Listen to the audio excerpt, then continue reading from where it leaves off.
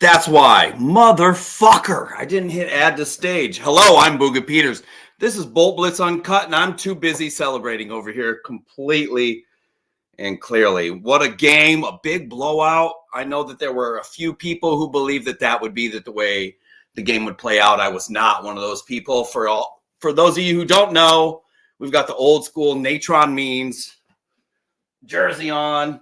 We have a story about him at the very end of the show because I happened to rent a car that he had rented right before me in a very small town in North Carolina called Salisbury, North Carolina, and we have a very funny story about that. Chargers dust, and I mean dust, the Minnesota Vikings 37-10. It's one of those games where I went into this entire experience going, I really don't know what to expect. I watched last week where Carson Wentz literally was one of the worst quarterbacks I've seen in a very long time, missing very obvious throws. He did throw for a lot of yards, and as people have noticed that I had placed on both my page, the San Diego Chargers Lovers page, and of course, the Bolt Blitz Uncut page, there's a lot of struggle, a big struggle verse within all that. The Chargers, they weren't in the struggle verse except for when the game first started. Special teams gets bailed out by a penalty. Next thing you know, Wentz gets sloppy throwing a pass out into the flat for Aaron Jones, who had been out for over a month. And then, what do you know? Hey, there's my boys. We got Matt Lidioff and David Shaw. Appreciate y'all. So glad to see y'all here. Great dub. Great dub. What I would love to hear from both Matt and David separately whenever you have time. Who stood out to you in both a positive and negative way? And I'll get back to you guys when you guys do that. I'm going through the first quarter here. The interception that Herbert threw, that's an Oregon interception. That's a high school interception. He has to be better than that. One of the things that I think people appreciate about our show is we're really honest about whatever it is regarding the Chargers. And Herbert, though he did have a game in which he threw 3 touchdowns and only the 1 pick, he got bailed out on the 1 because we all saw dude get there. It looked like an interception on the very first view of it, and then obviously it was overturned. So that was nice to see. But you're watching this first quarter, and it felt like, I'm not really sure how to feel about this until you watch Kamani Vidal do what he did. He had that horrible first run, as I mentioned, literally at the very start of the show, and it wasn't because of him. It was literally because, well, they can't block anybody. And what does he do? Have not a career game. He had more total yards 2 weeks ago. But that being said, what he did tonight and the fight that he had, I saw David talking about it. I saw Matt talking about it. Of course, saw everybody in the group chat talking about it. Richie, everybody was impressed with the fact that no matter what Kamani had going for him or didn't have going for him, I'm so sorry. I'm watching Taylor Rooks try to shoot threes. I went 10 for 12 in my wide game, but that's none of your goddamn business. But anyway, Chargers, big first quarter. And by the way, it was really nice to see Justin Aboigbe show up and get a sack there early in the first quarter or later in the first quarter. You have that. You have these young guys. Again, Aboigbe was drafted last year. Obviously didn't play a lot. A severe neck injury while he was at Alabama. He's made a couple of those splash plays for me as a fan that really enjoys and loves watching the X's and O's.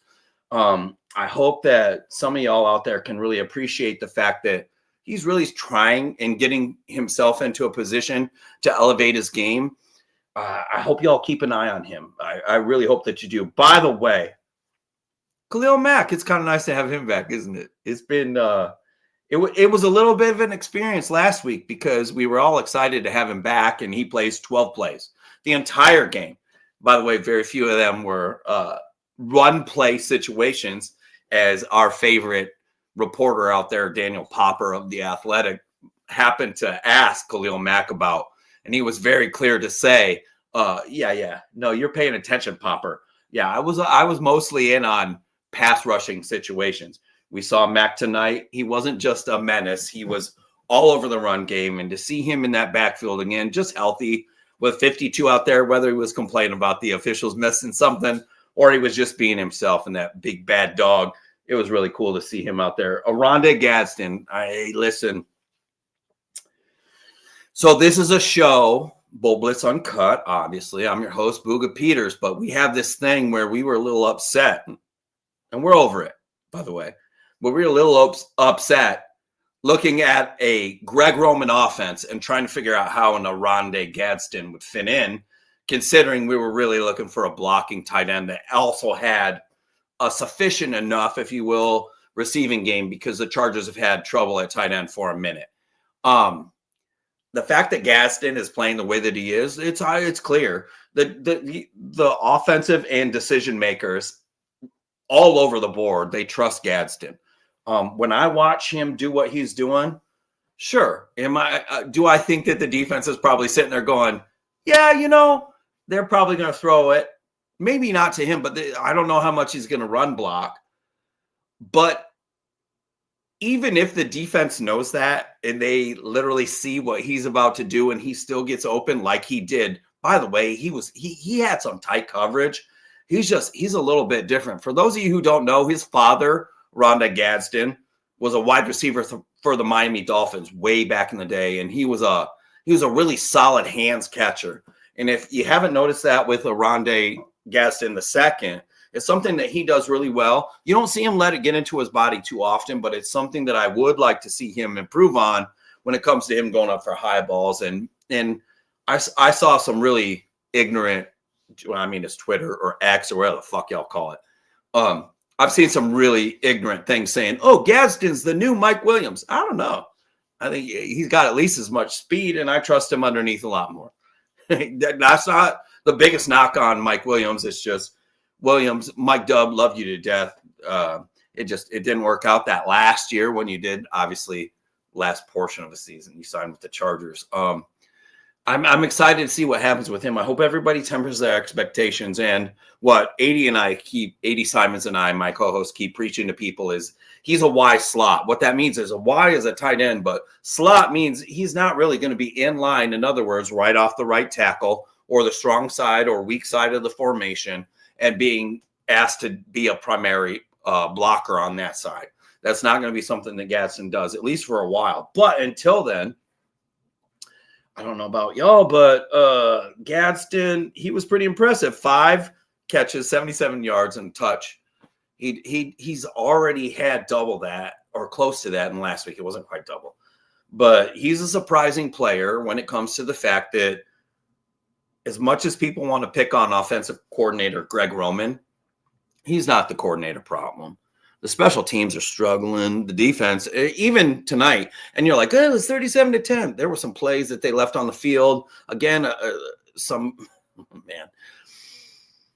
I don't know until Khalil Mack gets to full health. I don't know how they establish what I would consider to be a consistent enough pass rush against a team that is not missing Brian O'Neill. And then they had Christian Darrisaw is one of the best tackles in the NFL.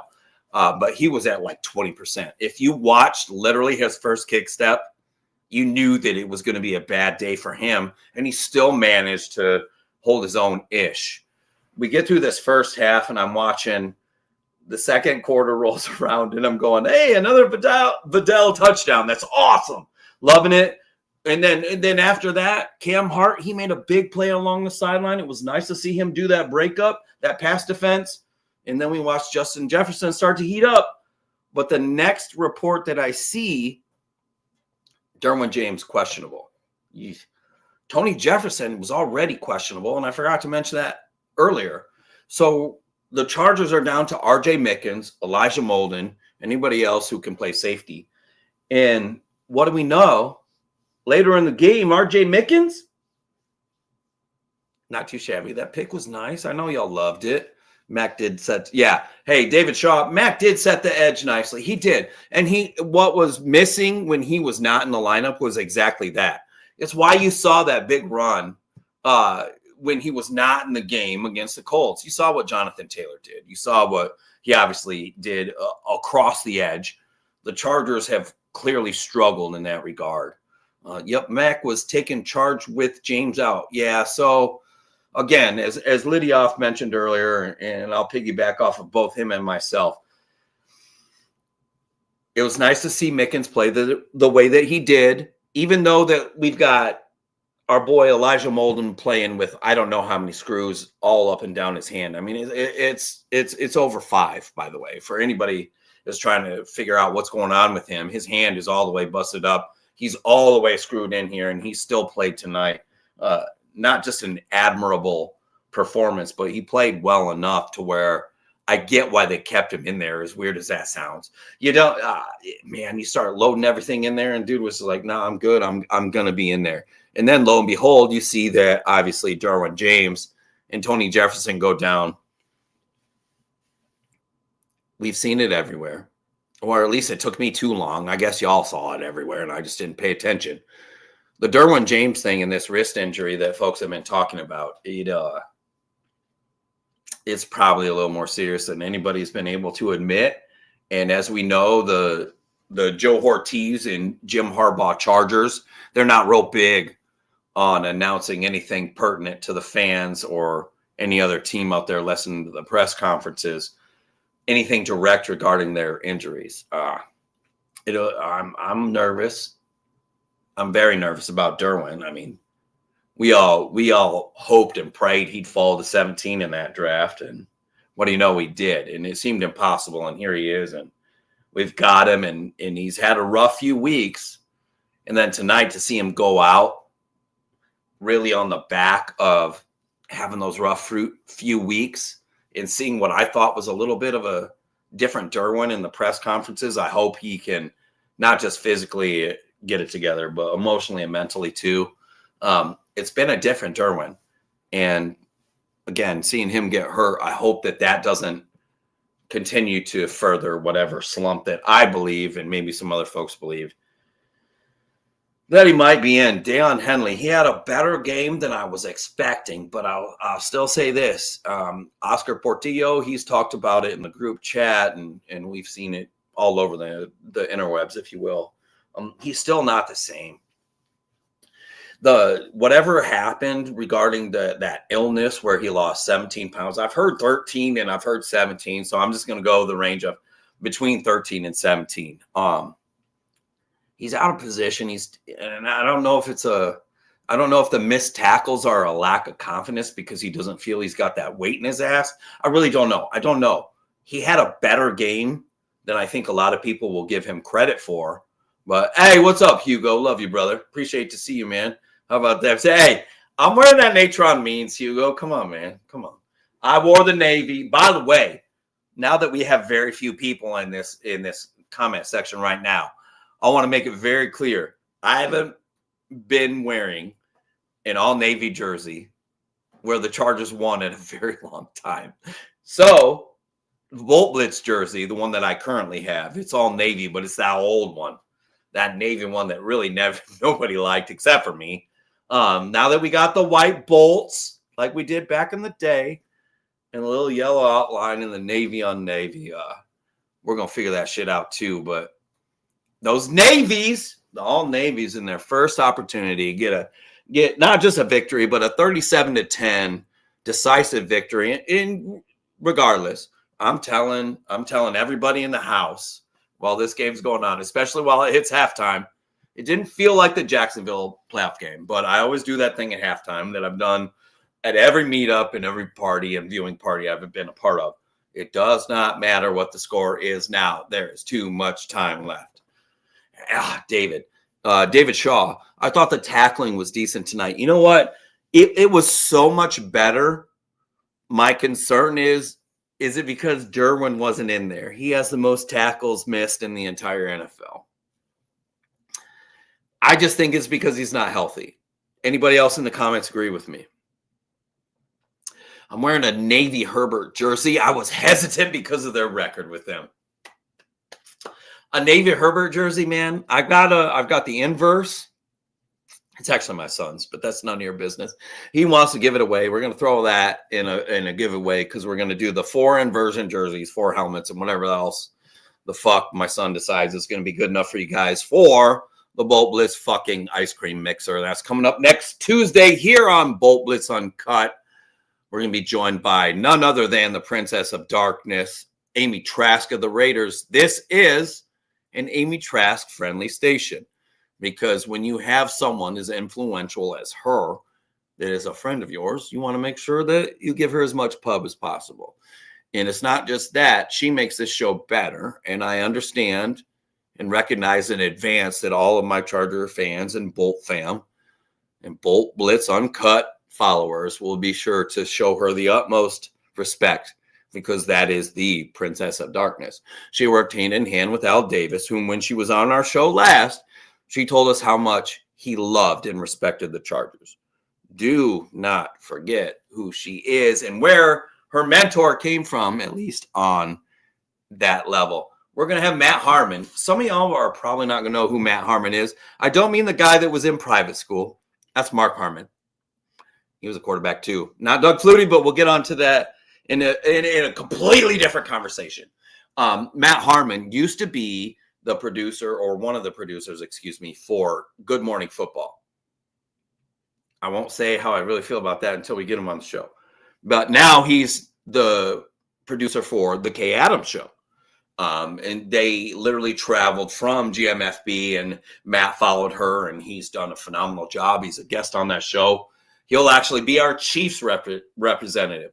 We have our Raiders, we have our Chiefs, and then, of course, we're going to have a Broncos. Sorry, guys. Ben Albright, if you guys have been listening to my shows for, well, it took a while to get him back, but Ben's been on the show for a long time. He's a very great guest. He's a gracious complimenter and a progressive dresser. Depending on whether or not we get him on camera, we're trying to get people to dress in costumes. It'll be interesting to see what he decides. But he's over there in Denver on his radio station just covering everything. And I mean, he's batting down trolls all the time. We're really excited to see what he's going to bring to the show. He's actually worked with producer extraordinaire Kyle Nash of the Duval Dive. Bing! Just for him. We're excited to have Ben on there. I've talked to some other people, maybe a former D lineman. This is a favorite, I don't know, entire guest of this show, of any show I've ever done. We've talked to a guy we had on here from Good Morning Madden and TJ Horgan. We've talked to everybody's favorite, Ryan DePaul. I can talk him into coming on again, but he was always waiting on another Vic before we were going to get there, and he was happy to see we had one tonight. He's clearly not joining me tonight. Let's get to the second half, though. We start to watch the way that the Chargers get the ball first in the second half. You watch the way that Vidal started to heat up in the second half. What I love about that is it's very difficult for me, for a running back that has been through the adversity that he's been through. Remember, he was waived in this same season. He ended up being brought back because of the injuries at running back. No give up, no hard feelings, just really hard running. I don't know that you can expect much more from a guy out of Troy. There were some of y'all out there in the Charger verse, the Bolt fam. I think I don't know his last name. It's Alex. He's from the GAT crew, but he doesn't do like their regular shows. He does he does like a breakdown. But anyway, he was a huge Kamani Vidal fan, and I was like, yeah, whatever. I watched a little more, and I was like, yeah, he could be exciting. And then I watched last year, and I was like, yeah, no. And then this year, I'm the idiot. The best thing about being right most of the time is when you're wrong. That's it. Yeah, Hugo nailed it. It is Alex Hensdorf. I couldn't remember. I like that. Man, listen, I understand what people say about him. He's this meek and, he's a little quiet, but the guy really knows football. And by the way, he's going to make more money than anybody who criticizes him. I think he's like pre-med or whatever. Maybe he's a resident somewhere, a resident doctor somewhere. I don't fucking know. But it's nice to see that there were people out there prior to Vidal having his breakout that were already in support of him. I don't give a fuck what show it is. This is not that show where I don't point out where people do great things. Listen, when people do bad things, I've been known to, really point those things out. Right now, I'm still getting my feet wet, trying to reintroduce myself to this shit. And it's a little different when your co-host dies. Just a little different. You're just trying to figure it out. And unfortunately, right now, my other co-hosts are just not able to join me. And the ones that I tried to replace him with, They do their best. I mean, 80 is literally across the pond. He's 5 hours in front of us. He's my co-host. It's 5:16 there. I swear to God, if he comments on this shit, I'm gonna be so angry. In a very nice and sweet way, of course. But come on, Vidal, we're. I know, man. I know you do. I know everybody appreciates me in here. It's always special, and it will never not be that. We watched the Chargers get this lead. And we've been Chargers fans. I think everybody in the chat, and there's not a ton of people here. That's all right, though. We love y'all. It doesn't matter if there are 2 people, 1 person, or if I'm talking to myself. It matters that people show up. So thank y'all. I really appreciate that. This is a Chargers team that it looked like, despite the fact that the Vikings were supposed to be missing their bookends, they were missing Brian O'Neill, their right tackle. Darisaw came and started the game, but I'll tell you right now, he was about half the tackle he is, because he would be the second best tackle on the Chargers, because Joe Alt is the best tackle on the Chargers. But we're not going to have that conversation because 80 Simons isn't here. The Chargers had a resilient game tonight. They found a way to fight back in a lot of different ways.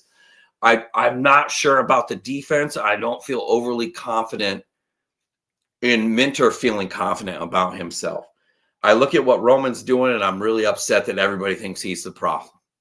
The special teams, the defense, those are more of the things that I'm concerned about, because when you start to get later into the year, when you can't stop the run and then you can't stop the pass, and you get bailed out by a couple calls here and there, although they were legitimate calls, of course.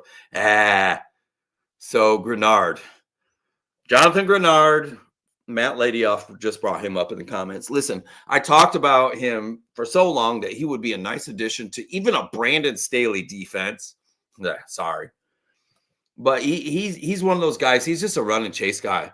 And he's always around the ball, and he's very good in coverage, even though he's lined up at edge more often than not throughout his career. He's just working his way out into coverage. And as a linebacker, he was a problem. We all saw him on the edge. I think it was pretty much all night, but they'd spy him. They'd fucking drop him back. Yeah, I know. Sorry, man. I brought up Staley. Yeah. Appreciate you, bro. I've known you about 10 years, give or take. My 40. Yeah. Hugo, listen, man. So I came around originally, and I think it was like 2010, and I didn't really make a lot of noise, but I hopped on Twitter, and I was trying to figure shit out, and I had some folks who did some small San Diego Charger shows and San Diego sports shows that had heard me talk about shit. And they were like, hey, what would you like? Is there any way you would work with us? And I was like, not only will I work with you, I'll do what I do. So we were giving away jerseys and helmets. But my problem with that is I was giving away my jerseys and my helmets. And y'all know, if you've been around for a minute, I never have a problem with that, as long as the other people are also contributing to that cause, if you will, in an effort to help the fans. And it wasn't that thing. I don't need to name the show. Everybody knows what. Well, no, actually, most people don't, because y'all are young as fuck. But, I did some shit with Bolt Beat back in the day. For those of you who are aware of the 55 seconds of silence for Junior Seau on May 2nd, that was me with Bolt Beat, excuse me. It was just a moment to chill out and be silent for 55 seconds regarding what Junior Seau had decided to do on behalf of himself regarding how he felt about himself. And I hope that that's one of the most acceptable ways that I can put it out there. Bo Bliss has been around longer than most people know. I got really, really sick, as everybody's seen this fucking surgeries and the physical therapy and it was a partial Achilles rupture, and then it was a full. And then after that healed, it was another full. And then it was another full. And then I had 9 inches of small intestine taken out. I mean, shit was weird, man. I had polyps taken out of weird spots in my body, and, random cuts in you where you just start to just not feel real. And you're just like, I feel like more of an experimentation than I do a real human. So we're going to get back on topic right now. We're going right back to this Chargers game. Jesus fucking Christ.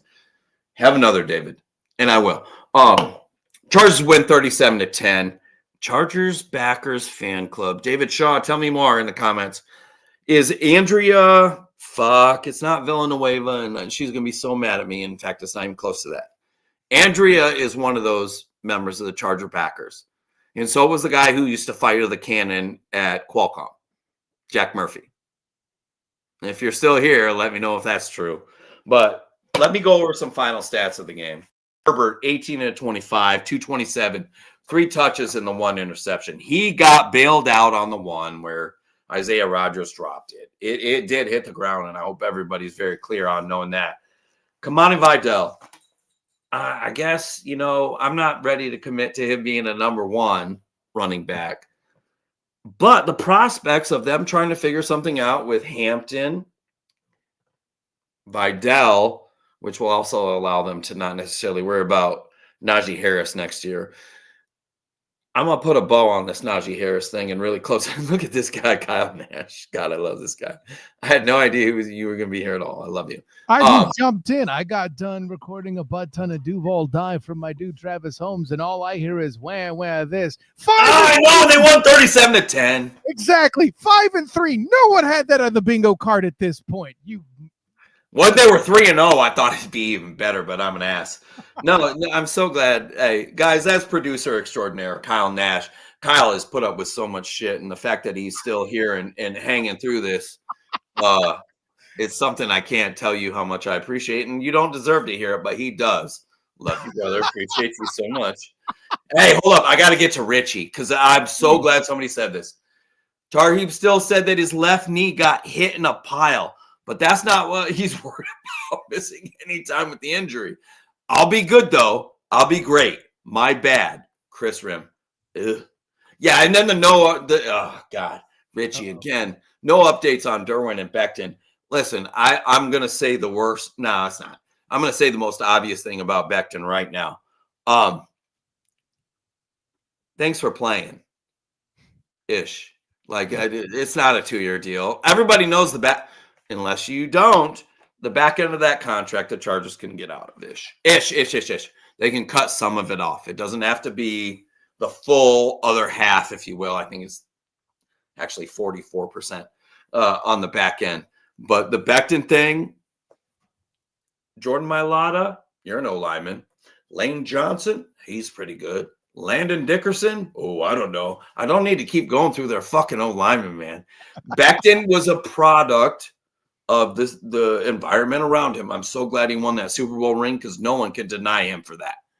No one should, nor would they. At least I wouldn't.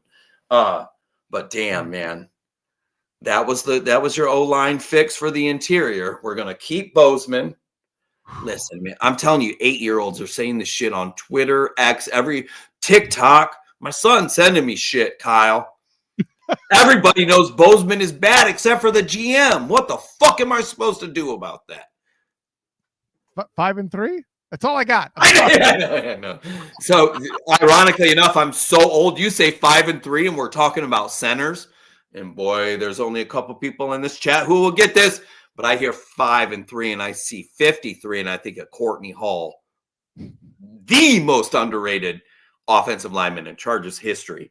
One of the best centers anybody got to see, if I'm ever going to be real with you. I'm not saying he's Dermontti Dawson or Mike Webster. I know those are both Steelers, but those are some of my faves. But boy, he was a dirty, dirty boy, and nobody gave him the credit. And he was one of the smartest cats on the entire field, no matter who he was playing against. I mean, that's half the battle with centers is you got to have the brains first. Whether you knock them out of your skull because you hit people with your helmet, that's another question. Shouts to Mike Webster as well. You're living.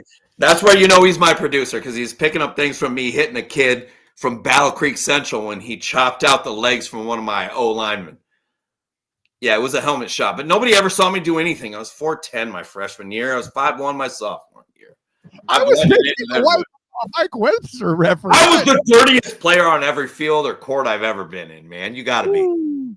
if you're trying to make a difference, I got to do this because I know exactly who this is.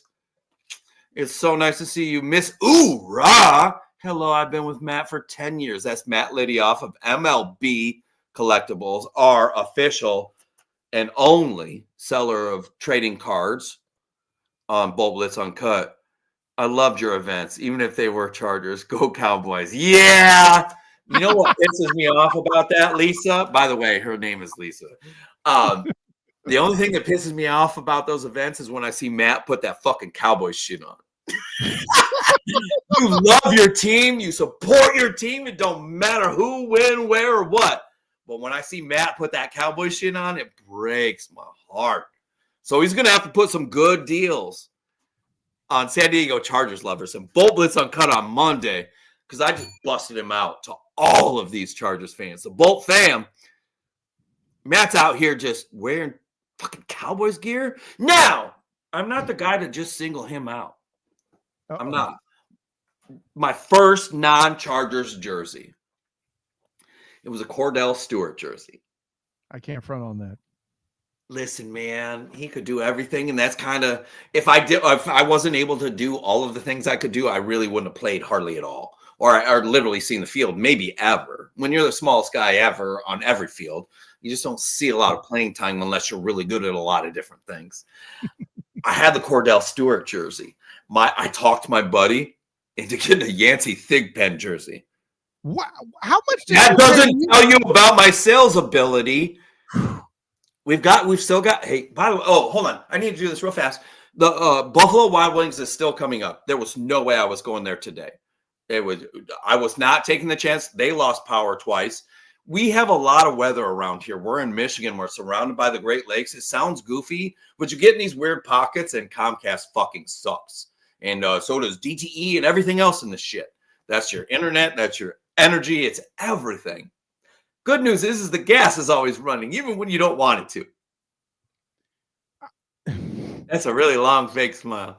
God, I'm good at this shit. Okay, Cordell was good for a bit. I have no idea how you deal with that. That's scary. I'm not angry. I'm scared for your life, son. Listen, man, don't be scared for my life. I don't need that because I bought a house in Pontiac. I did that intentionally because I don't have anything to worry about but my family. I'm never worried about me. I need everybody to keep that in mind. I'm not even go through my stats at the Y, by the way. We had our first Y ball game. Bro, I have the worst tan in there. You know what that means. I'm still playing. And I can't even run. I can't jump. I can't do shit. But I'm in this old league, just threes. All day, man. Well, they're twos, sorry. Matt, forgive me. My memory is foggy, but you sent me something. Yeah. So I love this. Matt Lidioff has actually been sending cards to Charger fans since almost the beginning of Bolt Blitz. Matt had a table set up at like our 4th or 5th event. We had Patty Pickford, who worked with Evolution. He was actually the founder of Evolution Lighthouse, which was in support of Eric Weddle, former safety for the Chargers. It was just everybody does. It was a charity group in favor of supporting victims of domestic violence. Of course. There was nothing more we could do for that, considering, what my mother went through and stuff like that. Like, let's go. It's just like animals. We've supported the Rancho Coastal Humane Society. We did the San Diego Humane Society. Like, we've really done a lot of really good shit here. We've tried to do our best. It's just, again, for those of you who haven't tuned in for a minute, I just got really, really sick. My son was sick for a minute. And then after I started to get a little bit better, then I started to get sicker. And then I had to take care of my dad. And then he just decided, I'm going to have 3 strokes and dementia and right side deficient. And then you're taking care of a dude that, wasn't exactly your biggest fan until you were popular and really what he wanted to be. That's heavy. But that being said, that's why you just forge forward, man. I don't have a lot of what I have without him, but I learned more about cover 2 from Mama. Mama told me about the depth of everybody talks about the depth of the safeties, but nobody would talk about the depth of the corners. My mom's like, listen, the one thing I noticed is cover 2, they're a little off. And if they start to float, then they're floating. It just made sense to me. It's one of the things that's helped me the most in me trying to diagnose what the fuck it is that I watch. It didn't hurt that I played for a long time. It didn't hurt that I coached. It didn't hurt that I officiated. What has hurt is all those big guys knocking the fucking shit out of me, and I just refuse to not get hit as hard as man, I ran into everything. Kyle, you're an old lineman. You're collisions all game long. Correct. But you're a big boy, man. But I believe, though, that you would be able to back me up and say that, listen, it's just a different sport. If you ain't played it, it's a little tough to really say anything about it. Sometimes, sorry. Yeah, I mean, we don't want to go full Ryan Clark on. I did not do that. No. Yeah, you were not doing. You were not. I was saying you are not being Ryan. Edit that. I will. I don't even know how to edit, but we'll figure it out. Well, it's live, so we're kind of screwed on that, Chief. So. No, we're not. No one's paying attention. Don't worry about it. No one cares. You don't give a fuck when I fuck up, man. These people fucking love us. That's half the fun. Chickens gave birth on you. I didn't mean it like that. Fuck, I went way too far. It's just I will just say that I will always have an appreciation for people who have done multiple portions of any type of career.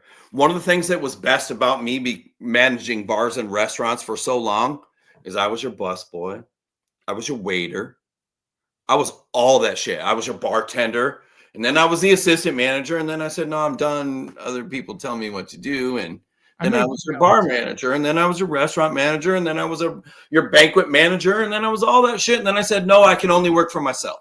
I would love to have been your bar back in there. Oh, no. I would sling tags like a badass. For Don't you? You better know it, dude. I'd come out, I'd do in hands and hide, and you know. Oh, I know, but I spin bottles. No, I don't fuck around when I bartend. No, I'm spinning bottles. Yeah, dude. And I had people in fucking Phoenix, Arizona who didn't know shit about me that were convinced I was a celebrity, paying me to be a celebrity guest bartender. I was making fucking $1,500 a night with no tips and then tips. Nice. Like they just some goofy people got convinced I was important. Not necessarily by me, but I might have aided in that. Aided and abetted. I'm sure Bolt fam would have loved to have hired you in the day for that very purpose. I'll leave it. Listen, man, the Bolt fam has I'm so glad you said it that way. The Bolt fam has put me in a position countless times to really say the right thing. And I haven't always, but there's a part of me that realizes that I believe there's an appreciation in that we're all like that. We don't always say the right thing. It doesn't matter how hard I try. Listen, man, there's no joke here. This is real, and I've talked to you about it a billion times. It's a little hard, to lose your co-host to death. It's a little hard, for the time before that to be spending mourning your hero while you're trying to take care of him and you have no medical healthcare professional experience whatsoever.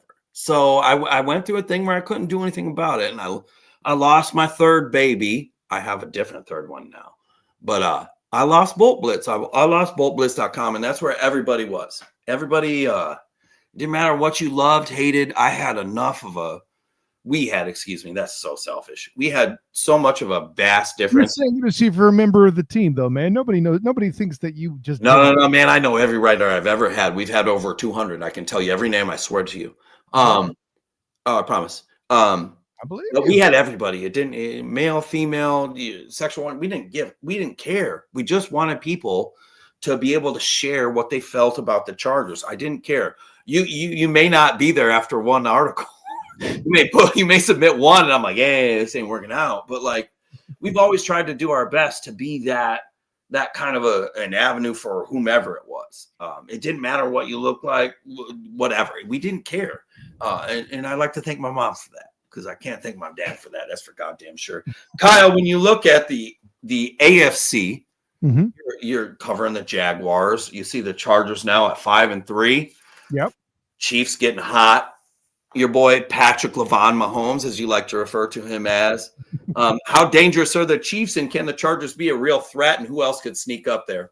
Well, and to me, it's funny because I've made the statement already that when they were 0-2 after losing to you and whoever it was in week 2, I forget who it is now, but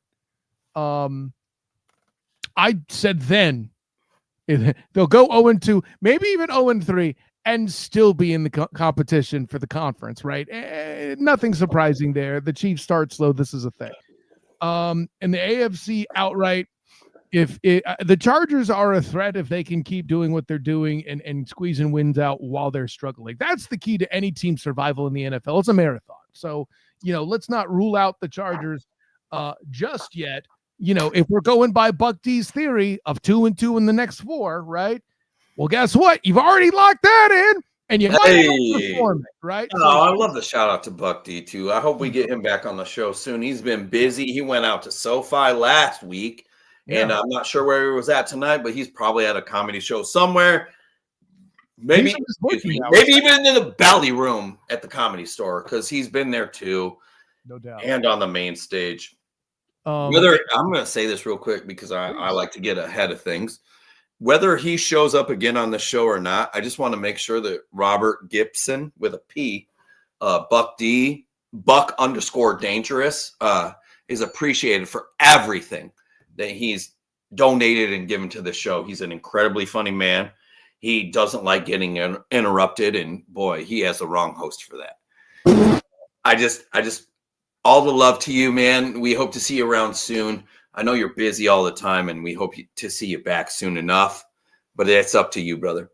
I think you should interrupt him more so he'll roast you on your own show, and I get. I want him to try, but man, I'm ready. I got everything for Whoopi Goldberg. No, don't. I got everything. I'm sorry. I might have written some things down on here. I don't know. But anyway, you look at the Chargers, 37-10, decisive victory over in a game that really I was really concerned about. It's nice to see them pull out a game where you see a Carson Wentz, who was not the projected starter. The Chargers have had this thing for my entire fandom, where when you see a backup quarterback come in and the defensive coordinator of the Chargers is not familiar with them, they struggle a little bit when it comes to schematically figuring out how to get things done. I didn't feel like that tonight. Though Minter had, I won't even get into it now. We'll do it later. Do we get to drop the Minter is coming for this one? Is that it? Oh, God, I don't know, man. I think we'll warm up to that eventually, but it is getting winter here in Michigan, and Minter better start to really heat up. Chargers. I like it. Thank you, sir. Appreciate you. Here's the deal. They're not getting healthier, except for the fact that Alt's back. And as goofy as it sounds, when you have whom I believe is a top 5 lineman, regardless of position in the entire NFL, correct, and maybe a top 20 player in the entire NFL, maybe I'm stretching there. Worth having. I'm not against it. Maybe I'm stretching, but I'm just telling you right now, it was a different O-line just because he was there. They didn't even put Pipkins. They had Bobby Hart at right tackle. I thought, Pipkins was active. He got in there, of course, because their dog gets hurt when the Chargers play a game. But I'm very interested to see how Greg Roman, the offensive coordinator, can work around the fact that, hey, we do have Alt back. We're only going to, we would hope, continue to get healthier along the offensive line. And I did say we, and I know I'm not good at saying that because I hate doing it, but I'm starting to feel that way. It's a little bit of a we vibe. I don't think that's the worst thing I've done. Man, listen, it's Bolt Blitz Uncut. You should be saying we. I thought that was the point. Oh, God. Now, ish. I can't. Oh, David Shaw, we'll get right to you. Josh McCown on Minnesota sideline reminded me of past heartaches losing to a scrub. So let me tell you something funky. I'm so glad you brought up Josh McCown. It's so random. Yeah. I've actually played, speaking of Y ball, I played in the Y League for one game. It wasn't a full league, but I was at a Y and McCown was there. McCown dunked on everyone. Not me, because I wasn't that stupid. I didn't mean this. If you get bored, search Josh McCown basketball highlights and you'll be like, what the fuck? No. He's throwing down on everybody. I watched him hit. It was everything. Mid-game, long. He hit at least 1 or 2 twos because we were playing 1s and 2s. Like, he was that kind of guy. I hit 2 twos, and I literally subbed my fucking self out. Yep. Well, I'm not going to get dunked on, dude. I'm the easy. There aren't a lot of guys who get dunked on as easily as I do. I'm going to foul the fuck out of you if it's somebody I know. If it's not, then I'm going to get the fuck out of the way. And foul Josh McCown. What are we doing? Take me out. Oh, no. What is he, like 6'4", 6'5"? I don't know. Something like that. He's shorter than, I'm sorry, but he felt all of that. And I was like, he's 90s quarterback big. Like that's yeah. No, he what? Yes, that's a really good way to say it, actually. The 90s quarterback big. Student of the game, not just a clever nickname there, Booga. Just throwing that out. That was a good one. That was a really good one. I'm rambling. People are hanging out. I like it. I appreciate it. Flagrant foul like that. It was, damn it, David. But hey, they didn't have flagrants back then. If you go back far enough, Dave. Dude, man. So I think David's like a little bit older than me, if I'm being honest. So he and I could talk some shit, but in a fun way. In that. I would love to, at some point, in a non-combative way, have a little football talk with him to see what he's really got in that basket. Chargers win a game that they really needed to win. Listen, it was not a conference game. It wasn't a division game. But that being said, it was so important for both teams. Anytime you have a Justin Herbert on one side and Derwin James for a little bit, and then Justin Jefferson on the other side, it's probably most likely going to be a contest worth watching. The Chargers were fortunate enough. I know you want to talk about the blowout. Ryan DePaul, motherfucker, I saw you, and we'll see you soon on this show. I saw you saying, "Oh, I'm guaranteeing a victory," and it was halftime. I was so pissed. I was so mad. Are you brand fucking new, bro? As the guy who was at a certain playoff game, you could still say that out loud confidently. What are you thinking? Not this guy. Not this guy with two thumbs. It may not be me, but I have two thumbs. Oh, no, I know better. I get it. Oh, it broke my heart. And then he was right. So it didn't break my heart anymore. It was just more like, I would never do that anymore. I did that shit in my teens. I'm not used to. I've been around this shit with the Chargers for too long. You don't do that. You realize that it doesn't matter what the score. Speaking of that playoff game, the Voldemort game. The Voldemort game. I like that. I'm trying. I mean, I shut the TV off. And we had a lot of, it was my family, my girlfriend, both of my kids, her son, and then our friends. So we had about 12, 15 people. I shut the TV off. And everyone was like, shit. Now what? I said, listen, I don't care what the score is, but I need everybody in this room to understand that this is the perfect example that is about to play out in real life of never, ever, ever counting a W, no matter what it is, until the money's in your account, the clock hits 0, or they said, I do. I'm just saying. And again, that game, I mean, 27-0 lead seems pretty confident most times. Most times, it just that Brandon Staley guy. He's an interesting cat. Boy, that's a fun way to end the show. Listen, we'll be back. We have literally our most special show coming up. It's the Bolt Blitz fucking ice cream mixer. I'm gonna spell it differently on every social media platform because you're not allowed to do that and actually get the same views we want. I also did find out recently I'm not allowed to cuss on this if I want us to get paid. So I'm going to have to figure some shit out there. Completely accurate, but that's a whole other question. Oh, I like that. We'll talk about that later. Thank you for that, sir. Felt good to get this one. Yeah, hey, Matt, listen. It felt like for us old Charger fans that it was one of those games that they were just going to let fall through the cracks. Sorry, my kittens are going nuts right now. They're 6 months old. It's all good, dude. We've got Rocket and Groot. They go by Roxy and Gigi because I had to please both of the boys and my daughter. You have to understand, a 14-year-old boy and a 12-year-old boy do not equal a 16-year-old girl. They do not. So the 16-year-old girl gets her way, and then the boys just fucking settle. We deal with it. We're raising men here. In a few more years, boy, I'm not trying to get political. I didn't mean it like that. I'm just saying we're raising men here. No, oh God, please don't. I'm a choir guy. Shut the fuck up. You know what I'm saying? I'm more worried about that than you cursing. I'm joking. Upper performance major. Stop it. Hey, somebody. Yeah, the Guardians of the. That's where I was really going. Was the Guardians of Galaxy reference, but I got a little off kilter. This has been Bull Blitz Uncut. I hope about 7 people listen to this, in addition to the 7 that have listened. It's been a night. Listen, I did some love. They're showing up in droves, man. I know we'll get there. We'll get there. I know exactly what happened with tonight, and we'll figure that all out. I will say this. We're just getting started. It's about to be fun. We have our best show coming up. I'm not even going to pub it too much. And here's why. I owe my producer extraordinaire, Kyle Nash, 85,000 shorts. I have tomorrow off, and he's going to hate me. I've said this to him before. Thank you for tuning in to Bolt Blitz Uncut. I'm Booga Petes. That is producer extraordinaire Kyle Nash. Let's overwhelm him tomorrow. Let's have a little fun, and let's see what we can do. Appreciate y'all. This has been Bolt Blitz Uncut. I'm Booga Petes. We're out.